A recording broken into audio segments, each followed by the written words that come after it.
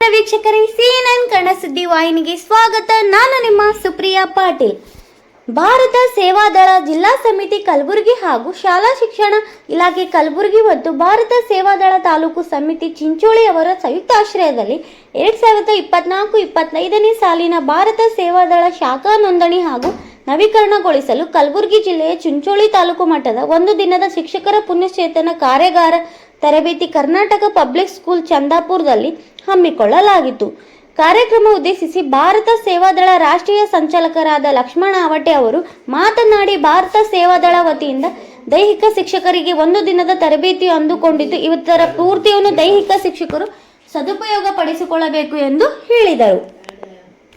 ಕಾರ್ಯಕ್ರಮದಲ್ಲಿ ನಾಗ್ ಶೆಟ್ಟಿ, ಚಂದ್ರಶೆಟ್ಟಿ, ಮಲ್ಲಿಕಾರ್ಜುನ್ ಪಾಲ್ಪೂರ್, ದೇವೇಂದ್ರಪ್ಪ ಹೊಳ್ಳರ್, ಜಯಪ್ಪ ಚಾಪಲ್, ರುಷೀದ್ ಅಲಿ, ಮಲ್ಲಿಕಾರ್ಜುನ್ ಅಲಿ, ರಾಜು ಮುಸ್ತಾರಿ ಮತ್ತು ಪದಾಧಿಕಾರಿಗಳು, ನೂರಾರು ಸಂಖ್ಯೆಯ ಶಿಕ್ಷಕರು ಉಪಸ್ಥಿತರಿದ್ದರು. ವರದಿಗಾರರು ನಾಗರಾಜ್ ಪಾಟೀಲ್, ಚಿಂಚೋಳಿ.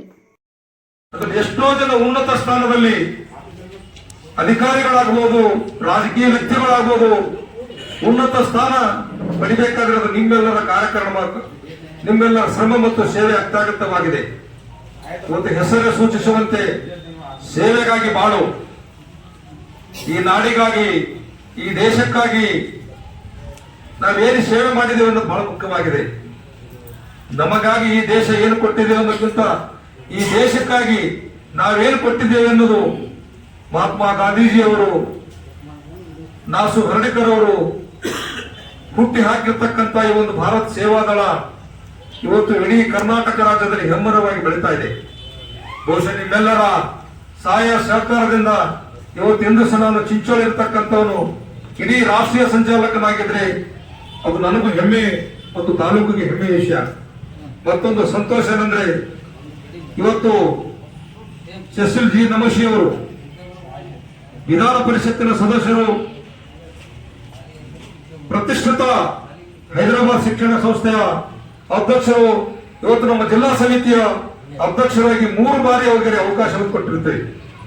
ನಿಮ್ಮ ಇವತ್ತು ಶಿಕ್ಷಕರ ಪ್ರತಿನಿಧಿಯಾಗಿರ್ತಕ್ಕಂಥ ಸೆಸಿಲ್ ನಮಶಿ ಅವರು ನಮ್ಮೆಲ್ಲರ ಹಿಂದಿದ್ದು ನಮ್ಮ ಶಿಕ್ಷಕರ ಏನೇ ಸಮಸ್ಯೆಗಳಿದ್ರು ಕೂಡ ಅದಕ್ಕೆ ಬಗೆಹರಿಸಲಿಕ್ಕೆ ಸದನದ ಒಳಗೂ ಮತ್ತು ಸದನದ ಹೊರಗೂ ನಾವೆಲ್ಲರೂ ವಿನಂತಿ ಮಾಡಿಕೊಂಡಿವಿ. ಅಂತ ಒಬ್ಬ ಪ್ರತಿನಿಧಿ ಮತ್ತು ನಮ್ಮ ಜಿಲ್ಲೆಯವರು, ನಮ್ಮ ಜಿಲ್ಲಾ ಅಧ್ಯಕ್ಷರಂದ್ರೆ ನಮ್ಮೆಲ್ಲರಿಗೂ ಹೆಮ್ಮೆಯ ವಿಷಯ. ಇವತ್ತಿನ ದಿವಸ ಭಾರತ ಸೇವಾದಳ ಕೇಂದ್ರ ಸಮಿತಿ, ವಿಭಾಗೀಯ ಸಮಿತಿ, ಜಿಲ್ಲಾ ಸಮಿತಿ ಮತ್ತು ತಾಲೂಕಾ ಸಮಿತಿ ಅಂತ ಇವತ್ತು ಕಾರ್ಯನಿರ್ವಹಿಸ್ತಾ ಇದೆ. ಯಾಕಂದ್ರೆ ಶಿಕ್ಷಕರಾಗಿರ್ತಕ್ಕಂಥ ತಮ್ಮವರನ್ನು ನಾವೇನು ಹೆಚ್ಚಿಗೆ ಹೇಳಕ್ ಬಯಸೋದಿಲ್ಲ. ಇವತ್ತು ಶಿಲ್ಪಿ ಏನಿರ್ತಾರಲ್ಲ, ಶಿಲ್ಪಿ ಒಂದು ಮೂರ್ತಿ ಕಟ್ಟಿಬೇಕಾದ್ರೆ ಅದಕ್ಕೆ ಎಷ್ಟು ಶ್ರಮ ಇಲ್ಲ, ಅದೇ ರೀತಿ ಒಬ್ಬ ವಿದ್ಯಾರ್ಥಿಗಳನ್ನು ಅವರ ಮುಂದಿನ ಭವಿಷ್ಯವನ್ನು ನಿರ್ಮಾಣ ಮಾಡಬೇಕಾದ್ರೆ ಶಿಕ್ಷಕರು ಅವರು ಎಷ್ಟು ರೀತಿ ಕಟ್ಟಿತೀರ ಅನ್ನೋದು ಬಹಳ ಮುಖ್ಯವಾಗಿದೆ. ಇವತ್ತಿನ ದಿವಸ ಸಾಕಷ್ಟು ಜನರಿಗೆ ಯಾರು ಅನ್ಯತಾ ಭಾವಿಸಬಾರದು.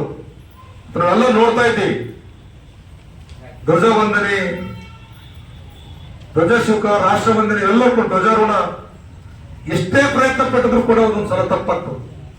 ಧ್ವಜ ಏರಿಸುವುದಾಗ್ಲಿ, ಧ್ವಜ ಇಳಿಸುವುದಾಗ್ಲಿ, ರಾಷ್ಟ್ರ ಧ್ವಜ ಹಾಡುವುದಾಗ್ಲಿ, ಧ್ವಜ ವಂದನೆ ಸ್ವೀಕರಿಸುವುದಾಗ್ಲಿ, ಇವೆಲ್ಲವನ್ನು ನಮ್ಮ ಭಾರತ ದೇಶದಲ್ಲಿ, ವಿಶೇಷವಾಗಿ ಕರ್ನಾಟಕ ರಾಜ್ಯದಲ್ಲಿ ಸುಸಜ್ಜಿತವಾಗಿ ಜರುಗಬೇಕಾದ್ರೆ ನಾವೆಲ್ಲರೂ ಜಾಗೃತರಾಗಬೇಕಾಗಿದೆ. ಧ್ವಜ ವಂದನೆ, ಧ್ವಜ ಸ್ವೀಕಾರ, ರಾಷ್ಟ್ರ ಧ್ವಜಾರೋಹಣ, ರಾಷ್ಟ್ರಭಕ್ತಿ, ರಾಷ್ಟ್ರ ನಿರ್ಮಾಣ ಇವೆಲ್ಲ ಕಾರ್ಯಕೆಲಸಗಳನ್ನು ಮಾಡುವುದೇ ಭಾರತ ಸೇವಾದಳದ ಉದ್ದೇಶ.